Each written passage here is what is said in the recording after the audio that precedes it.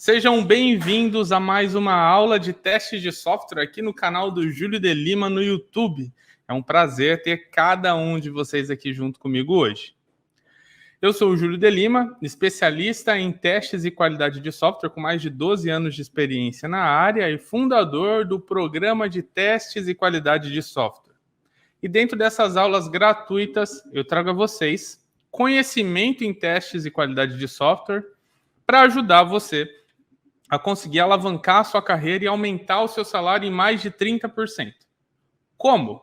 Através de uma busca incessante pelo conhecimento técnico dentro da nossa área, dentro do nosso papel em testes e também pelo posicionamento de carreira, a forma com que você se posiciona perante ao trabalho que você desenvolve dentro da empresa onde você atua hoje, ok? Perfeito.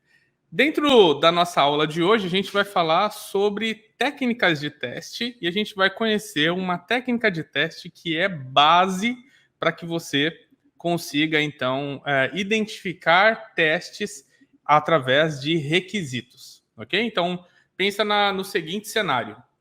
Você está dentro da empresa onde você atua e dentro da empresa onde você atua, você tem acesso a diversos conhecimentos relacionados ao software que a empresa desenvolve.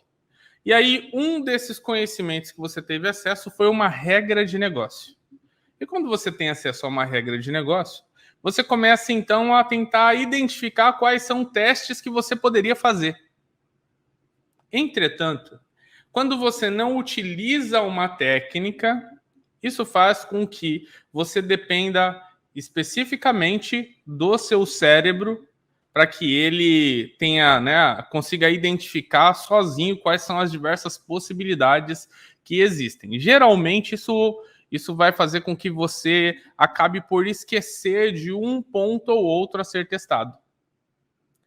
E aí que entram, então, técnicas. As técnicas te ajudam a você conseguir forçar o seu cérebro a pensar de uma determinada forma, ou seja, seguindo um determinado método que vai te levar a identificar algumas possibilidades a serem testadas. Entendeu a diferença? Quando você testa sem o uso de técnicas, você acaba dependendo exclusivamente da experiência que você já teve com a leitura daquele requisito, com as suas habilidades de interpretação de texto, né? Ou seja, você acaba dependendo exclusivamente, né, das suas habilidades de tentar identificar quais testes precisam ser feitos. Tem algumas pessoas que acabam de entrar para a área de testes, sabe? Nem estuda sobre técnica, mas tem um poder tão grande de interpretação de textos e uma curiosidade tão grande de saber como é que as coisas podem ser testadas ou não, e tem um tino, as experiências passadas trouxeram essa pessoa para uma posição onde ela consegue identificar um montão de coisas a se testar. Então você vai lá e coloca essa pessoa que acabou de entrar para a área, uma pessoa que é sênior, uma frente à outra, e você vê essa pessoa que tem todas essas habilidades sendo capaz de identificar muito mais possibilidades a serem testadas do que alguém que já é super sênior na área. Por quê? Porque tanto a pessoa que é iniciante quanto a pessoa que é sênior está dependendo das mesmas ferramentas, ou seja, a sua interpretação com base na experiência que já teve, na sua interpretação de texto, na sua cognição. Agora, quando ambas essas pessoas utilizam técnicas, elas seguem um método, e esse método, esse passo a passo, da forma com que eles vão revelar o que precisa ser testado, acaba por ajudá-los a identificar algumas daquelas coisas que ela chegou a pensar antes, mas outras que talvez o cérebro dela escondeu ou que ela não conseguiu enxergar antes. Para isso que serve uma técnica, tá? Então, volto a dizer, é um método, um passo a passo que você aplica para revelar o que precisa ser testado. Tem um negócio que é muito interessante, que é assim: muitas das pessoas que hoje em dia atuam na área de testes de software, uma vez ou outra já estudou sobre técnicas de teste. Só que pouquíssimas dessas pessoas aplicam realmente na prática essas técnicas. E isso por quê? Porque para a maioria das pessoas que alegam já ter estudado sobre técnicas de teste, estudaram em uma época que estavam tentando uma certificação. E essas pessoas, elas geralmente vão lá, estudam a técnica, passam na prova e abandonam a técnica. Por quê? Porque aprenderam de uma forma a apenas passar na prova. Elas não aprendem para usar no dia a dia.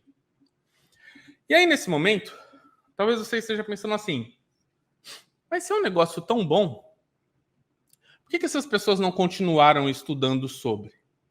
E a resposta que eu encontrei, segundo as conversas que eu tenho com os meus alunos ou com as pessoas que eu ajudo a entender melhor o seu papel dentro da área de testes, o porquê, né, a razão, né, dessas pessoas não continuarem usando as técnicas que um dia elas aprenderam é que elas aprenderam por uma parte apenas do uso da técnica.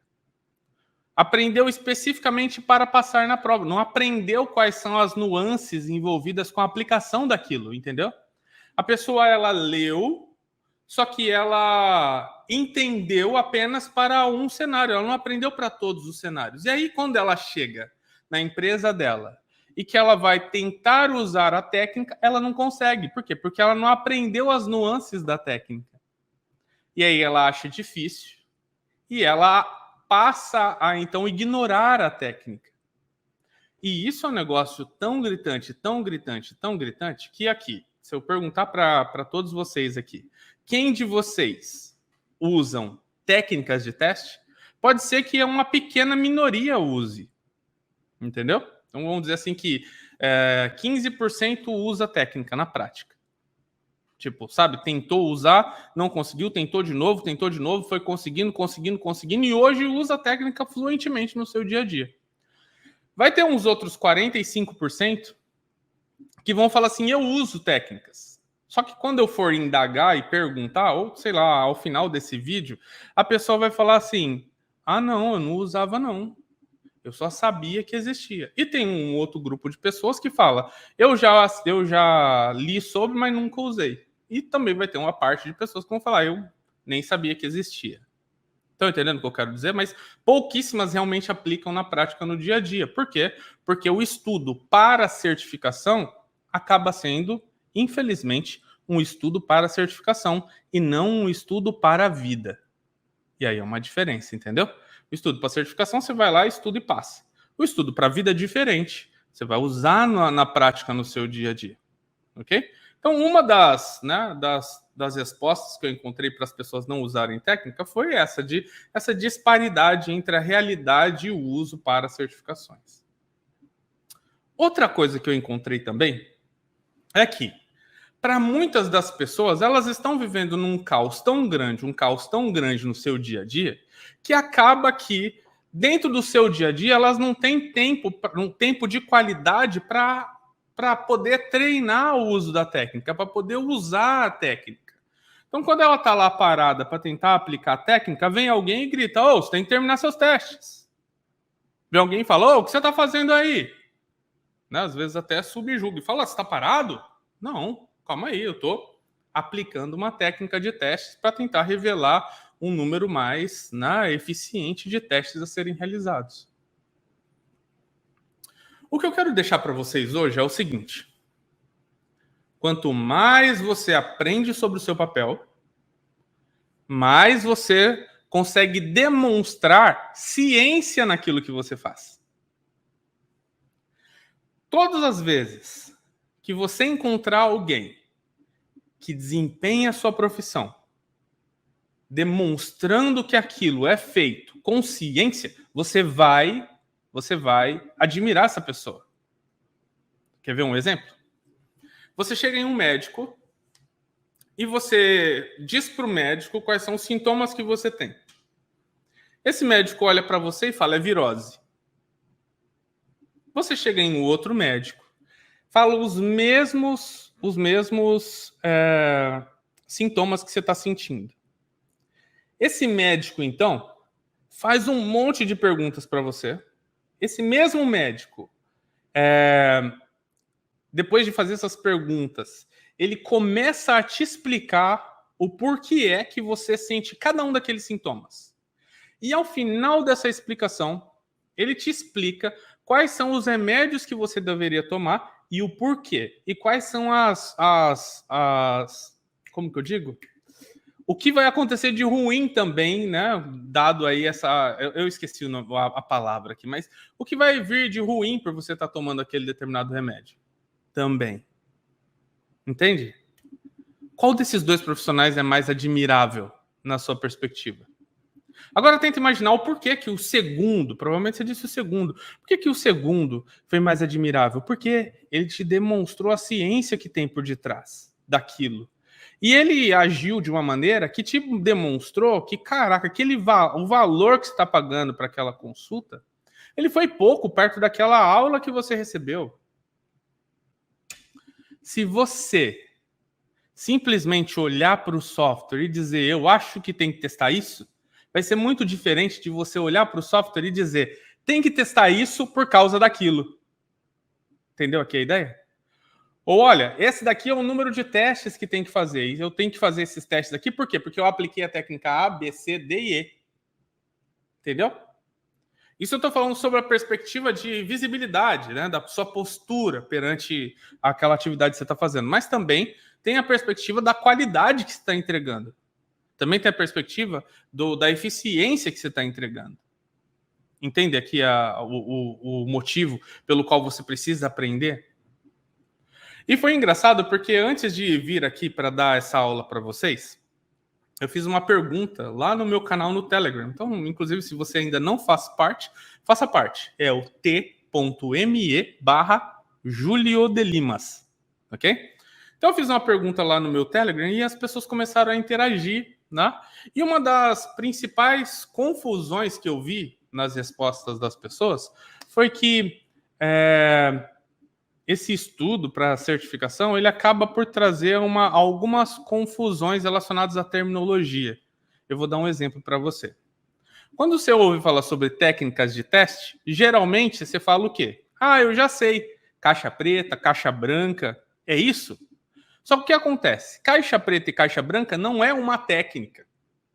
Caixa preta e caixa branca é um grupo de técnicas. Então você tem um grupo de técnicas caixa preta, um grupo de técnicas caixa branca, um grupo de técnicas baseadas na experiência. É um grupo, não é uma técnica. Então é incorreto eu dizer, eu conheço uma técnica. Qual? Caixa branca. Não. Caixa branca não é uma técnica, é um grupo de técnicas. Embaixo do caixa branca, sabe quando você literalmente olha por detrás da terminologia caixa branca? Você vê algumas técnicas. Caixa preta, você abre, olha por detrás, tem algumas técnicas também. Entendeu? Então, é um grupo de técnicas. Beleza? Agora, o que está por detrás do termo caixa branca ou caixa preta são as técnicas em si. E cada técnica tem um objetivo específico. Cada técnica tem, né, uma contribuição a te dar, você como sendo profissional de testes e qualidade de software. Vai ajudar você a identificar testes com base em alguma fonte. Por exemplo, quando a gente fala de regras de negócio, você tem algumas técnicas, geralmente elas fazem parte do agrupamento caixa preta, que são técnicas que você pode usar para revelar o que testar. Se você tem o código nas suas mãos, você tem outro grupo de técnicas, que é o grupo de técnicas caixa branca. E você tem uma técnica lá dentro que pode te ajudar a você identificar um número de testes a serem realizados no código que tenha uma abordagem, uma abrangência maior ou menor, dependendo de qual é a técnica que você usa. Entendeu? Se você está falando sobre técnicas que são baseadas na experiência, você está falando de técnicas de experiências passadas. E aí você também tem outras 3, 4 técnicas lá embaixo. Cada uma com o seu objetivo, cada uma com o seu jeito de aplicar, cada uma com o seu passo a passo para aplicação da técnica. Entendeu? Então, nessa nossa primeira parte aqui dessa nossa aula, eu quero te dizer que técnicas e grupos de técnicas são coisas distintas. ok? E se você pegar ao pé da letra o material de certificação que tem por aí, você vai se confundir mais do que vai se encontrar, beleza? Hoje, a gente vai estudar uma técnica apenas, que é uma técnica base para aplicação, quando a gente fala de técnicas que são baseadas em requisitos, tá bom? Ou também conhecido como especificação. Eu vou mostrar ela para você aqui. Então, o que eu vou fazer? Eu vou aqui compartilhar a minha tela. Espero que vocês consigam ver a minha tela. Vamos lá, então. Técnicas de teste. E a gente vai falar da base para essas técnicas que eu disse para vocês, são aí baseadas nas regras de negócio, ok? Então, olha só.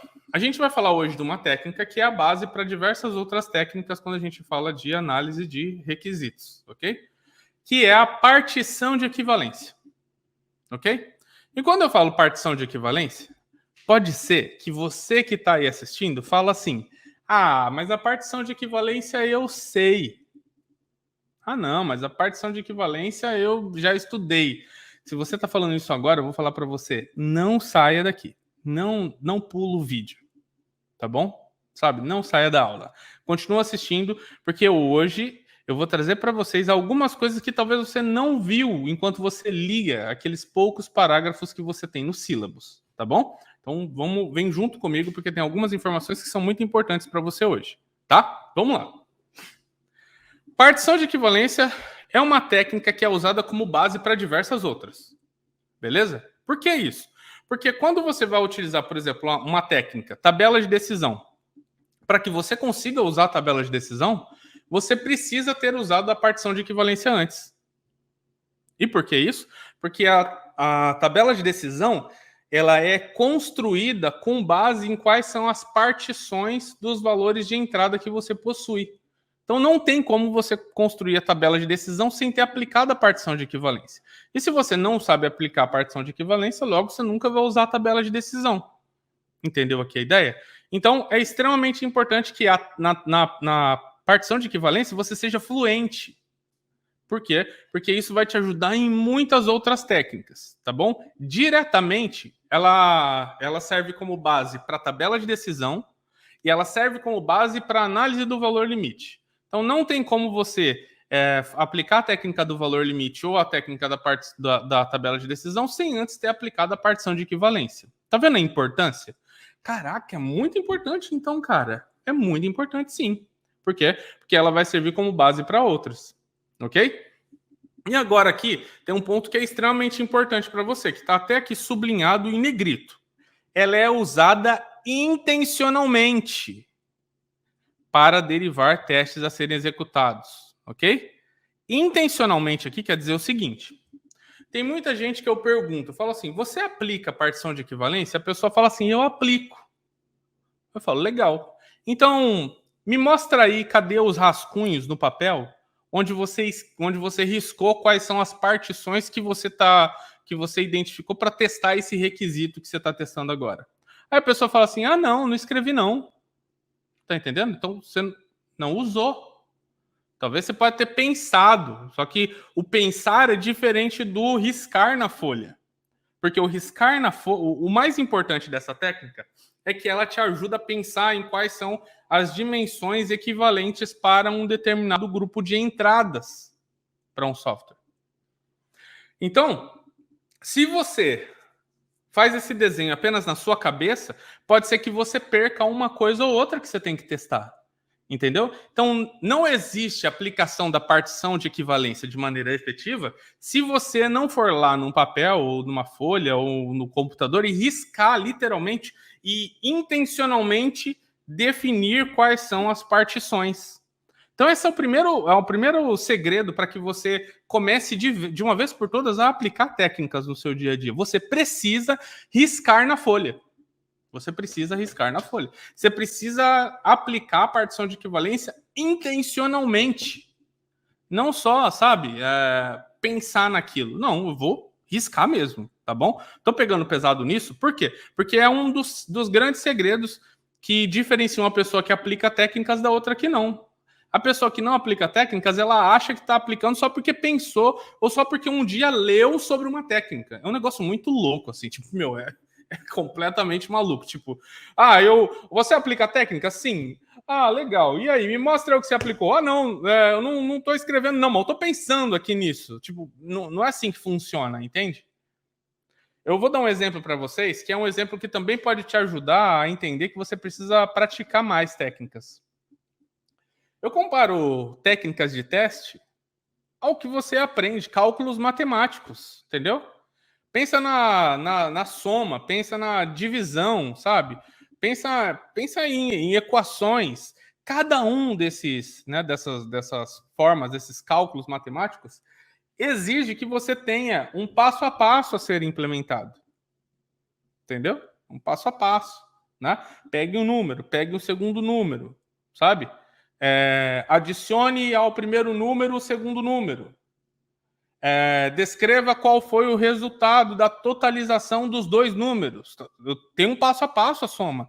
Né? Talvez hoje você está tão fluente na soma, que você já consegue, sabe, conseguir identificar se aquele valor está correto. Só que você já parou a pensar? Às vezes você tem um número lá, 5 números grandes que você tem que somar. Você até pode somar na sua cabeça, mas você vai estar passível a errar. Agora, se você escreve na folha, você tem muito menos probabilidade de errar. Entendeu a ideia? É a mesma coisa com técnicas de teste. Você tem que escrever. E aí, um momento, quando você estiver muito fluente na aplicação dela, talvez você não precise mais escrever. Mas, tipo, isso vai demorar muito, entendeu? Eu, Júlio, hoje, por mais que eu já esteja muito fluente na aplicação das técnicas, ainda assim eu escrevo no papel, porque, puxa, pode ser que, né, eu esteja perdendo alguma coisa, entendeu? Uma outra coisa ainda aqui é assim, se você já está nessa onda de, puxa, eu já conheço a técnica, lembra do seguinte, tá? Lembra do seguinte, simplesmente pular a utilização da técnica porque você acredita já estar bom o suficiente, é algo que pode ser um tiro saindo pela culatra. Por quê? Porque você você pode não estar tão bom ainda na aplicação da técnica. Então, para que você não corra riscos, aplique sempre. Escreva no papel mesmo, tá bom? Então, ao final dessa aula aqui, você vai saber os princípios da aplicação da técnica. E você vai ver uma aplicação prática da técnica. No seu dia a dia, faça a mesma coisa. Aplique. E aí você vai conseguir, então, ter mais sucesso. Beleza? Então, ela é usada intencionalmente. Você fala, eu vou usar a técnica. Você pode começar até assim amanhã, tá bom? Fala assim, vou usar a técnica X. E vai lá e usa a técnica X. Entendeu? Fala, eu vou usar a técnica. E vai lá e risca a técnica. Errei, tenta de novo. Errei, tenta de novo. Errei, tenta de novo. Ah, não tô com dúvidas. Vai lá no meu Instagram, manda perguntas para mim lá através dos meus stories. Mas, sabe, vai tentando, vai fazendo. Se você ir fazendo, vai ser igual matemática. Vai chegar uma hora que você vai ficar fluente nisso. Beleza? Beleza. Show. A partição de equivalência, ela tem um foco. O foco da partição de equivalência são nas entradas que o usuário dá. E aqui eu tenho que trazer você de volta para um momento muito importante aqui, lá da sua história, aprendendo sobre sistemas de informação, que é aquele momento em que o professor fala: um sistema é composto por entradas, processamento e saídas. Você já viu isso? Já? Entradas, você é o usuário que vai fornecer informações para a máquina. A máquina, que é o seu sistema, vai processar as informações e te trará, então, saídas, resultados, com base naquela entrada, naquela interação entre o humano e a máquina. Entrada, processamento e saída. Partição de equivalência é para a entrada. Ok? Então, partição de equivalência serve para você, né? Desculpa, ela serve para muita coisa, mas ela tem o seu foco em entradas do software. Então, aqui já vai uma dica para você. Todas as vezes que você se deparar com um requisito, com uma regra de negócio, o que você vai fazer? Você vai falar assim, quais são as entradas? Vou repetir.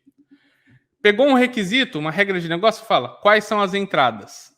E como que eu descrevo as entradas? As entradas são o que o usuário vai informar para o sistema. Isso são as entradas. Ok? Essas são as entradas.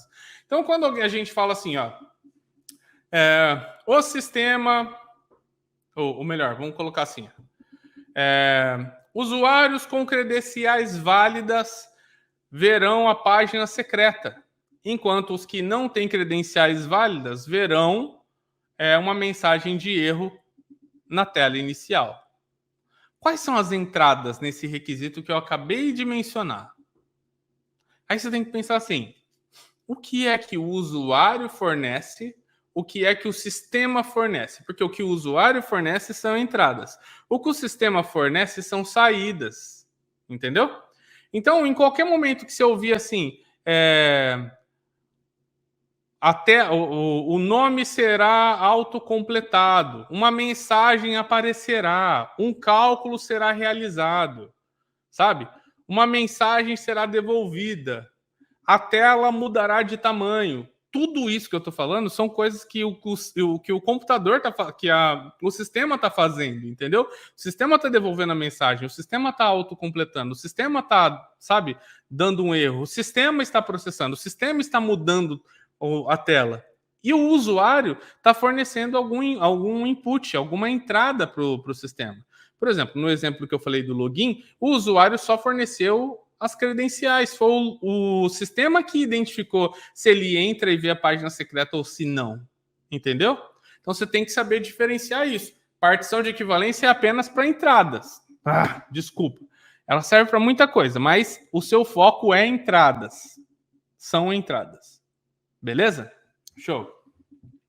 Aí uma outra coisa que também é super importante e que muita gente confunde. Partição de equivalência é usada para regras de negócio. Não é para interfaces, tá? E, né, para quem estuda comigo, sabe que eu sempre repito assim: partição de equivalência não é para telas. Não é para telas. Não é para telas.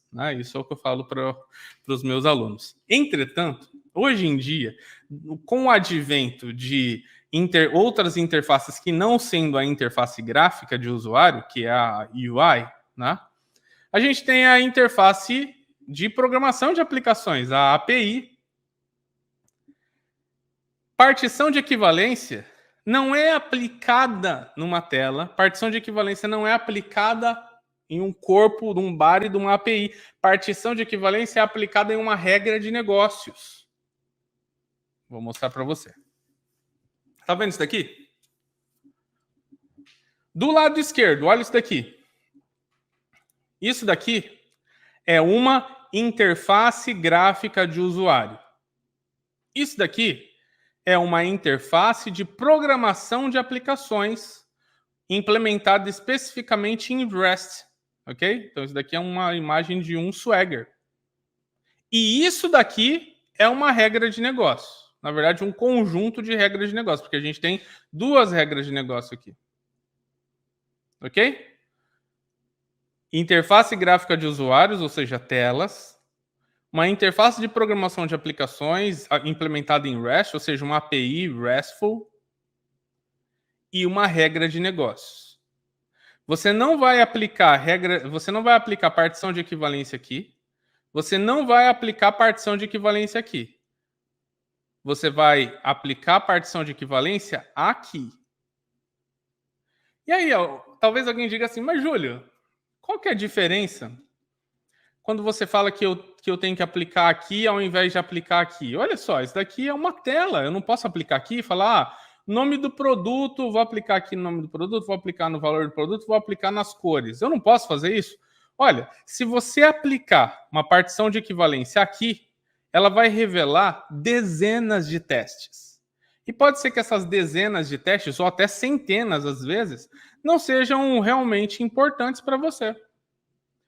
Júlio, e se eu quiser aplicar aqui, na minha API? Eu não posso aplicar aqui nesse body aqui, que tem aqui um JSON, lá. Eu sei que para você está bem pequeno, para mim também tá. É só para que você possa entender que isso daqui é um Swagger, ok? Se você não sabe o que é Swagger, tem um vídeo sobre Swagger dentro do meu canal no YouTube para que você possa aprender mais sobre isso, tá bom?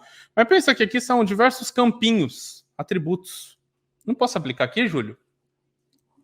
Poder você pode, inclusive só que entretanto, o que vai acontecer é que, novamente, vai gerar dezenas ou centenas de testes, que às vezes nem são importantes para você.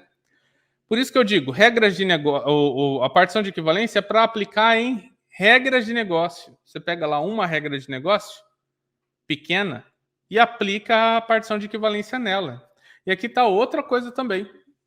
Muitas pessoas, antes de aprender a partição de equivalência, me falavam assim, mas Júlio, cara, eu apliquei a partição de equivalência e dá muito teste, cara. Eu não consigo testar tudo isso, cara. Eu não tenho tempo suficiente. É por causa disso, porque provavelmente você foi lá e aplicou a partição de equivalência na tela. Aí ele gera, tipo, centenas de testes, que nem tem valor na maioria das vezes. Entendeu? Mesma coisa para API, se fala. Você vai lá e pega um determinado body de uma que você tem que enviar para um determinado endpoint, cara, tem 300 atributos, entendeu? Você vai aplicar partição de equivalência nisso, vai virar, sabe, milhares de testes. Não faz sentido. Não é para isso que a gente quer, ok?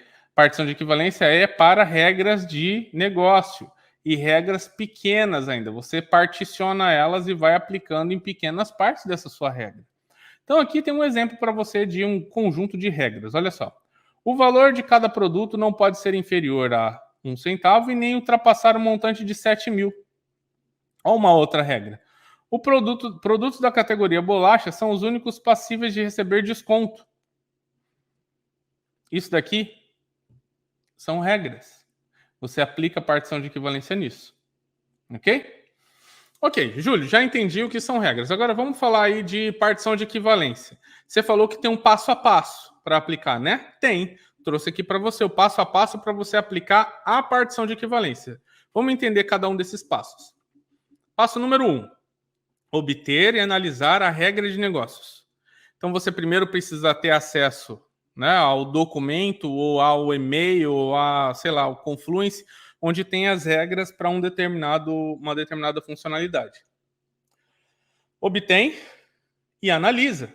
Você também tem que analisar e falar o valor de cada produto. Aqui, ó, por exemplo, ó, produtos da categoria bolacha são os únicos passíveis de receber desconto. Desconto de quanto? Por que só a categoria bolachas? Bolachas sempre é com B maiúsculo? Existe outra categoria que poderia causar algum tipo de divergência? Por exemplo, bolacha? Quando fala sobre são os únicos passíveis de receber desconto, são os únicos mesmo? Não tem nenhum tipo de outro que tenha um desconto diferenciado? Tá vendo? Isso daqui é o que a gente tá fazendo, é assim, a gente obteve o requisito, mas a regra de negócio, mas a gente também analisa ela, entendeu? Você precisa parar um minuto para pensar. Então, lembra, sabe esse passo a passo aqui? Você tem que guardar para você. Tira um print disso daqui e guarda. Fala assim, quando for aplicar a partição de equivalência, você tem que lembrar daquele passo a passo que o Júlio criou para mim. Segundo passo, olha para o requisito e identifica quais são os dados de entrada. Aí aquilo que eu falei para vocês, ó. Produtos da categoria bolacha são os únicos passíveis de receber o desconto. Quando a gente olha para esse daqui, pessoal, me diz, o que é entrada aqui e o que é saída? Né? Vamos pensar só na entrada. Produtos da categoria bolacha são os únicos passíveis de receber o desconto.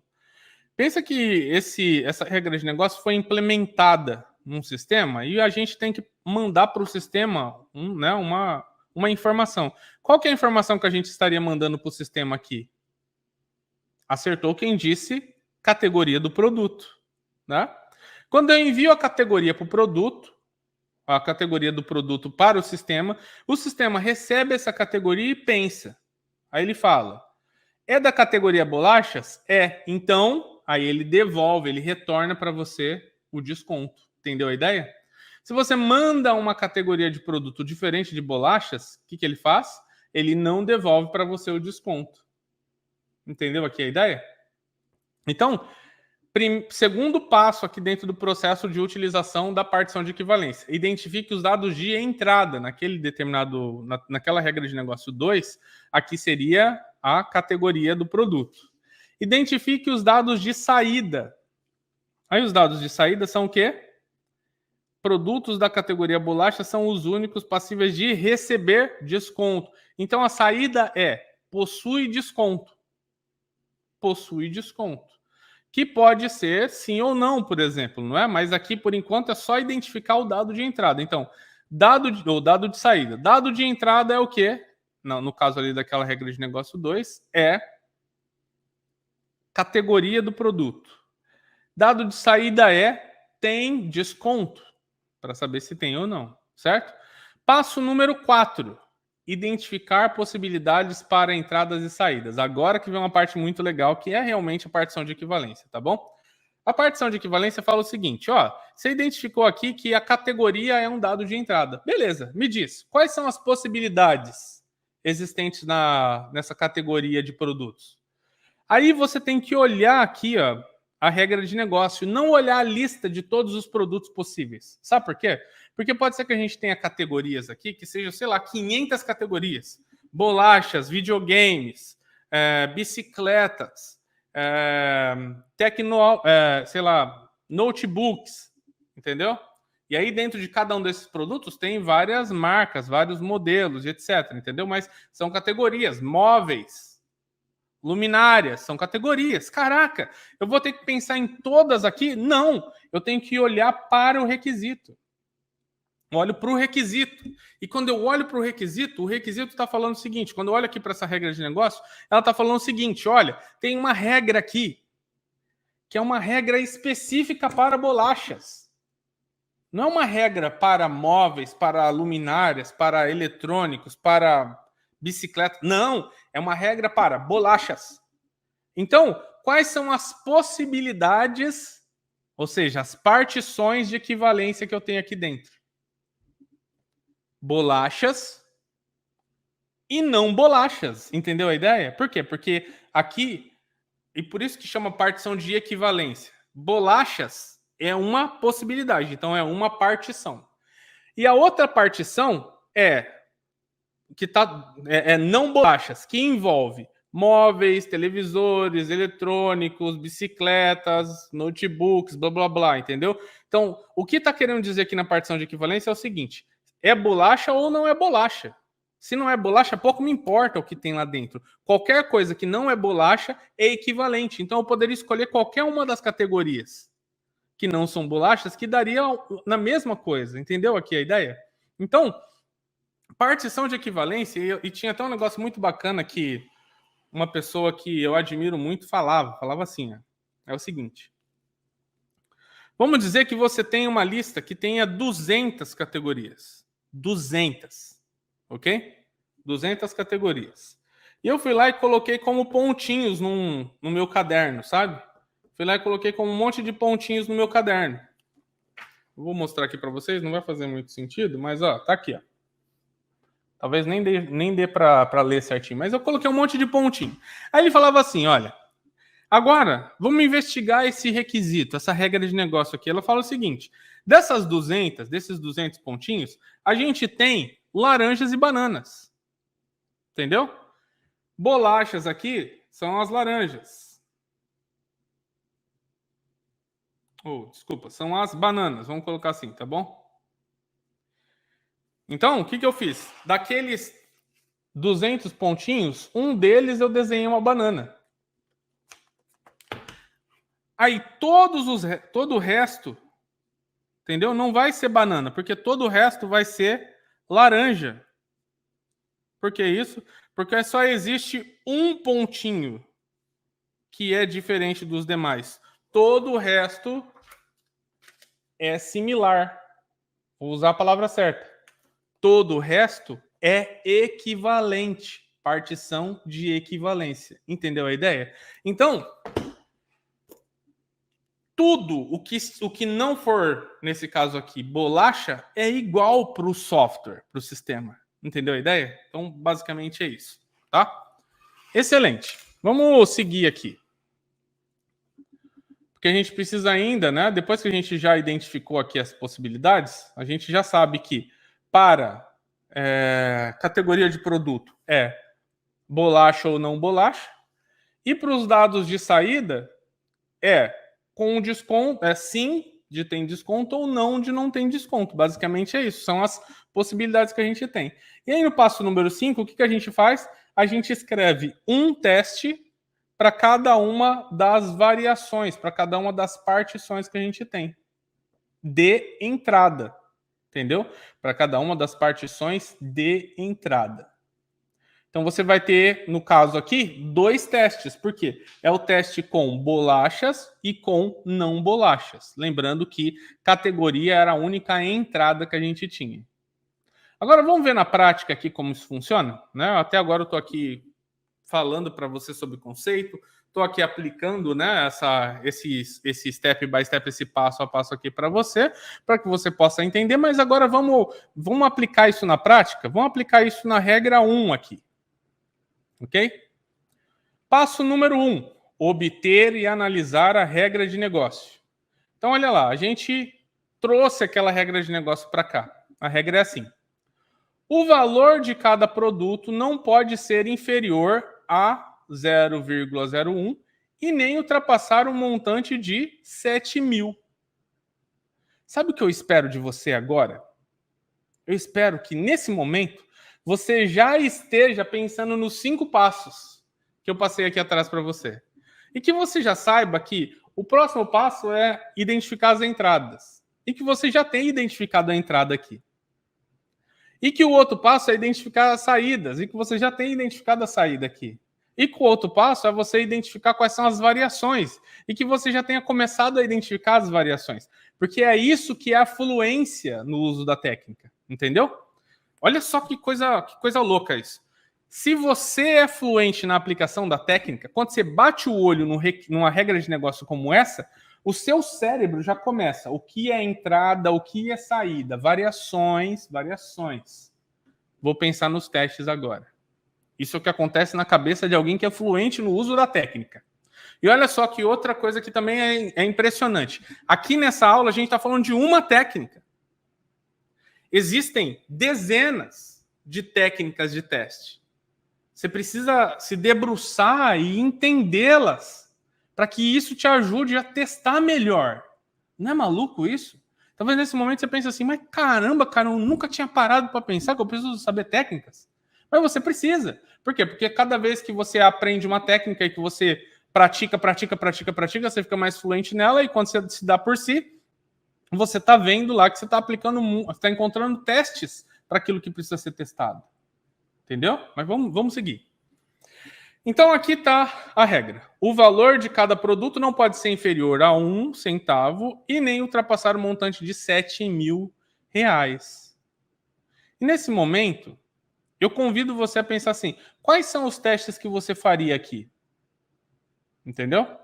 E talvez você acerte quais são os testes que a gente vai fazer com o uso da técnica. Mas eu quero que você já pense que o seu amiguinho do lado pode não saber, pode não ter a mesma malícia que você em encontrar o que testar, e ele ou ela talvez nem saiba quais são os testes a serem feitos aqui. Mas a partir do momento que todo mundo conhece a técnica, todo mundo consegue chegar no mesmo número de testes para esse requisito aqui, para essa regra de negócio. Entendeu? Mas nesse momento, você tem que obter e analisar a regra de negócio. Eu te pergunto, tem alguma coisa aqui que não está batendo? Ou que está faltando? Ou que está duplicado? Ou que está ambíguo? Você tem que pensar nisso. Você pensa, esse requisito está bom, essa regra de negócio está bem escrita?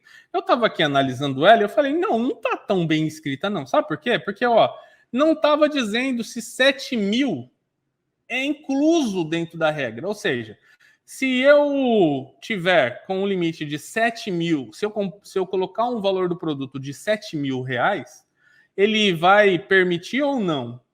Entendeu? Vai permitir ou não vai?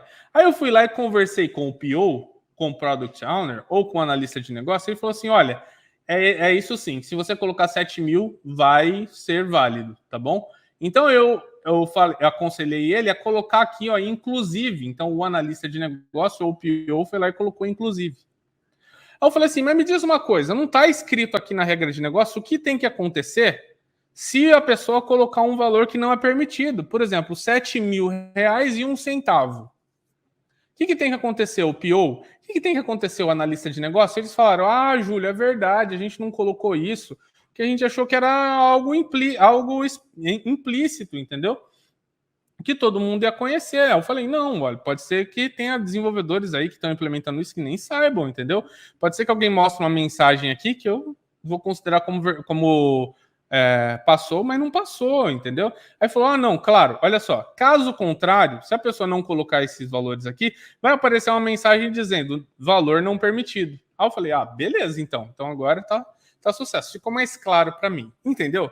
Partição de equivalência ajuda você a ajudar o PO e o analista de negócios a identificar coisas que eles não pensaram e modificar a regra de negócio para que ela fique mais clara para quem desenvolve e para quem testa também. Passo número 2. Identificar dados de entrada. Isso funciona assim. Você tem que olhar para a regra de negócio e se perguntar quais são as entradas que eu tenho que informar aqui, né, assim que essa regra de negócio estiver pronta. Quais são os dados que o usuário vai apontar, vai fornecer para o software, para que o software pense e traga uma resposta. Eu tenho que ler de novo o requisito para ficar mais fácil. O valor de cada produto não pode ser inferior a 0,01 e nem ultrapassar o montante de 7 mil, inclusive. Caso contrário, um erro de valor permitido deverá ser exibido. Um valor não pode ser maior que X. Caso contrário, uma mensagem de erro vai ser exibida. Vai ser. Quem que vai exibir? O computador, o sistema. E o usuário, o que eu estou informando? Eu estou informando o erro? Não, eu estou informando o valor. Então, o que é a minha entrada aqui? Quais são os dados de entrada? Valor.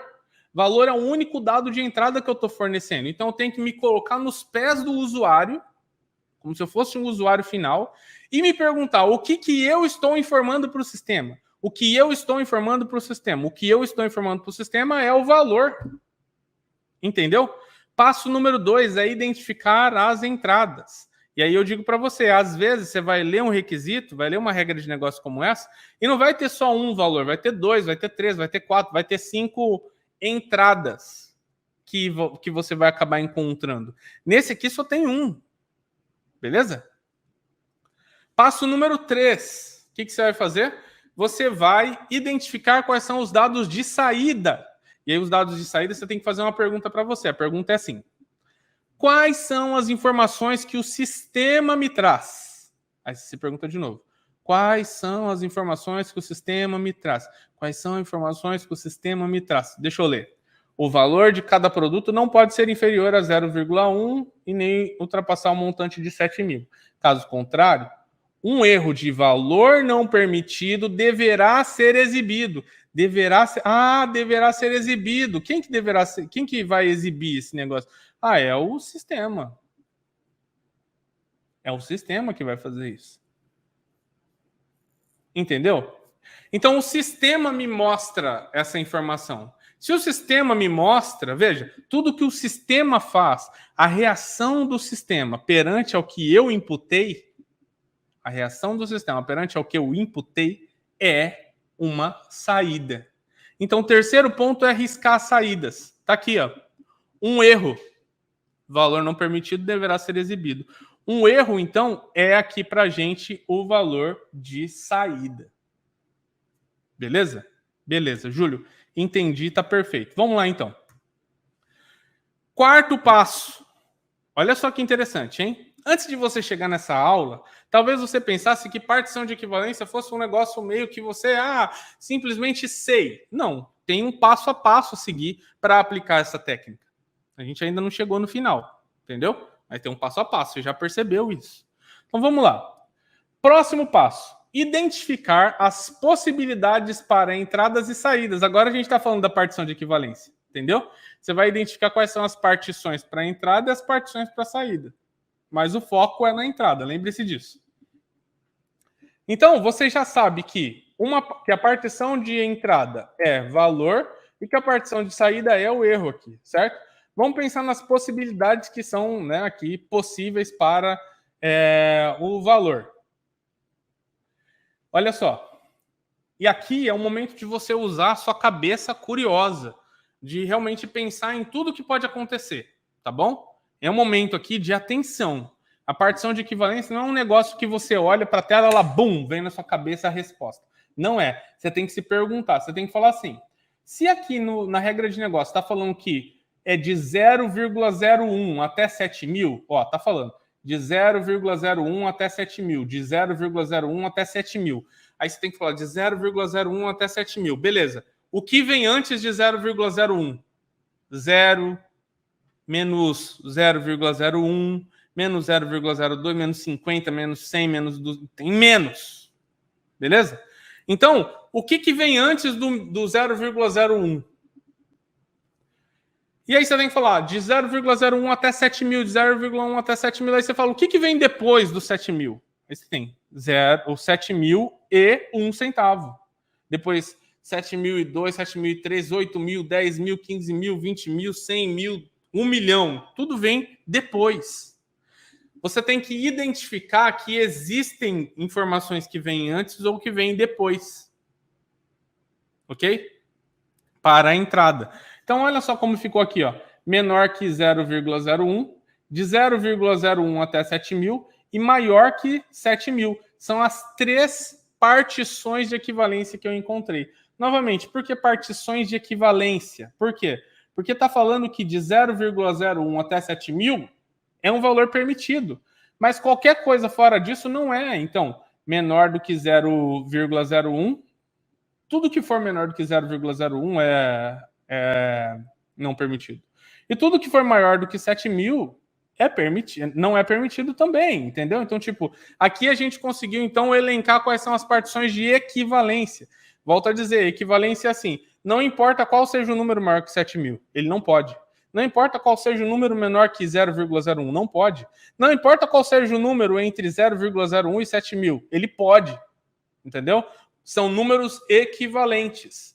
Lá naquela metáfora, né, daquele meu amigo, como que seria? Seria que, tipo, eu teria aqui um número infinito de pontos, e aí eu teria, ó, 3 frutas diferentes, né? Maçã, banana e abacaxi. Entendeu? Tudo que é menor do que 0,01, para mim é abacaxi. Tudo que é de 0,01 até 7.000, para mim é banana. Tudo que é acima de 7.000, para mim é laranja. Acabou. Não importa qual seja a laranja, ou qual seja a banana, ou qual seja o abacaxi. Qualquer um deles vai servir para mim. Acabou. Entendeu? Basicamente é isso. Tá? Aí, o que eu faço? Eu faço a mesma coisa para saídas. Para facilitar para mim. Então, olha lá. Quais são as saídas permitidas? Aí eu falo, aqui com clareza no requisito, está escrito valor não permitido. Então eu sei que valor não permitido é uma possibilidade para o erro. Só que daí eu esqueci de perguntar para o PO e para o analista de negócio. Eu não falei para ele o que era a mensagem que deveria aparecer se fosse um valor permitido. Eu não falei isso. Eu nem perguntei isso. E o PO e nem o analista de negócio lembrou de colocar. E aqui eu vou te dar um insight também, que é assim. Se a gente não perguntar isso agora, o desenvolvedor, na hora que estiver desenvolvendo, ele vai colocar a mensagem que ele quiser.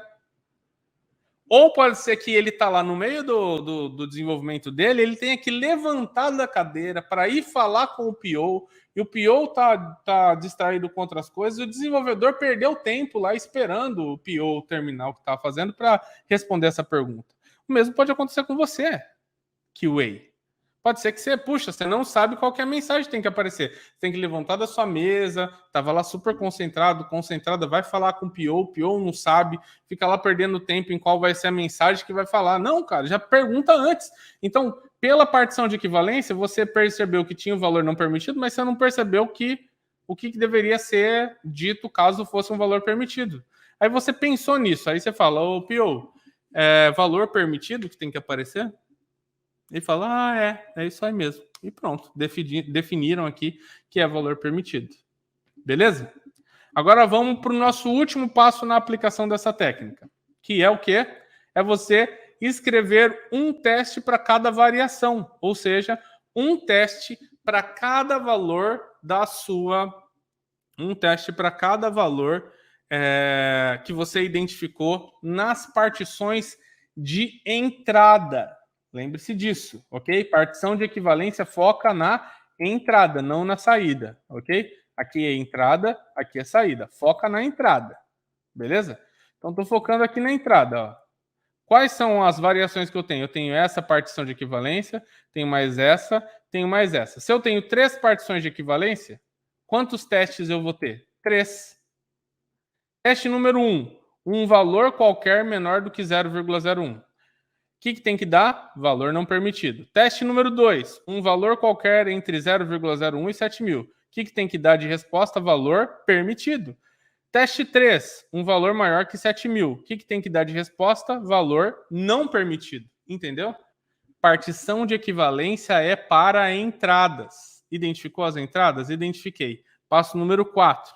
Vou identificar as variações. Identificou? Identifiquei. Quantas variações tem? Tem 3.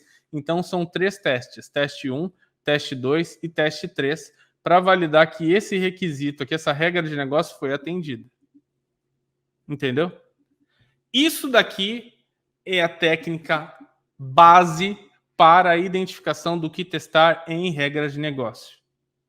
Você precisa saber esses 5 passos que eu executei aqui de maneira fluente na sua mente, para que você consiga ter mais possibilidade de identificar de maneira mais eficiente os testes que precisam ser feitos.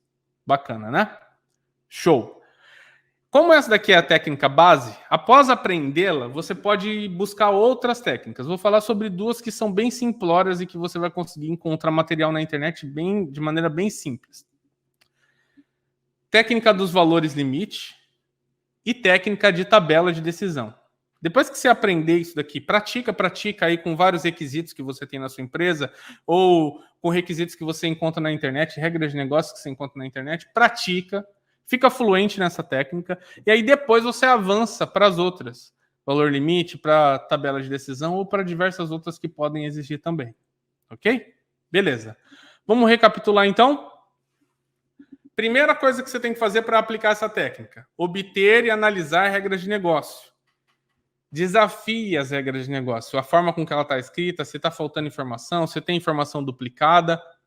Pergunta, né? Faz uma pergunta para você mesmo. Essa técnica é boa, essa regra de negócio está bem escrita? Passo número 2. Identifique os dados de entrada. Aqui é quando você fala, quando a gente identificou lá que valor era uma entrada. É o valor que você, o usuário, está fornecendo para o sistema. Número 3.